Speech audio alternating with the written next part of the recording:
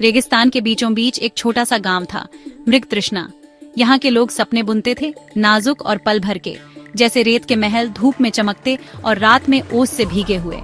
गांव की सबसे खूबसूरत और रहस्यमयी औरत थी माया। उसकी आंखों में रेगिस्तान जैसी गहराई थी और उसकी मुस्कान रेत पर बनी नक्काशी जैसी बारीक। माया के पास एक अनोखा हुनर था।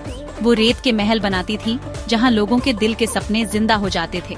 दूर दूर से लोग आते थे माया के रेत के महलों में अपने सपनों को जीने। लेकिन माया कभी किसी के सपने को हमेशा के लिए नहीं रहने देती थी। वो हमेशा कहती थी, सपने रेत जैसे होते हैं, उन्हें पकड़ने की कोशिश में अक्सर हाथ खाली रह जाते हैं।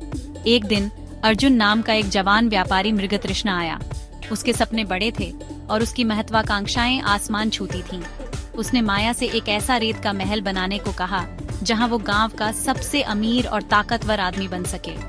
माया ने उसकी आंखों में देखा और एक भव्य शानदार महल बना दिया। अर्जुन उस महल में रहने लगा और धीरे धीरे उसके सपने सच होने लगे। वो अपने व्यापार में कामयाब हो गया और गांव वालों पर अपना दबदबा बना लिया। लेकिन जैसे जैसे उसकी ताकत बढ़ती गई, वो माया की चेतावनी भूल गया। उसने सपनों को हकीकत समझ लिया और उन्हें हमेशा के लिए अपना बनाना चाहा। एक रात जोरदार तूफान आया और रेत का महल कांपने लगा। घबराकर अर्जुन ने माया को पुकारा।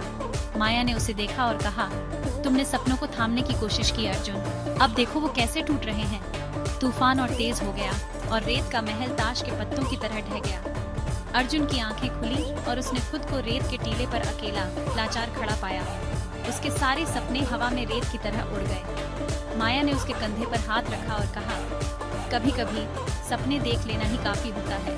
उन्हें हकीकत में बदलने की कोशिश में हम अक्सर खुद को खो देते हैं। अर्जुन ने माया की आंखों में देखा और समझा कि असली दौलत रेत के महलों में नहीं, बल्कि जिंदगी की साधारण सच्चाइयों में है। कुछ सपने सबसे खूबसूरत तब होते हैं जब वो बस सपने ही रहते हैं।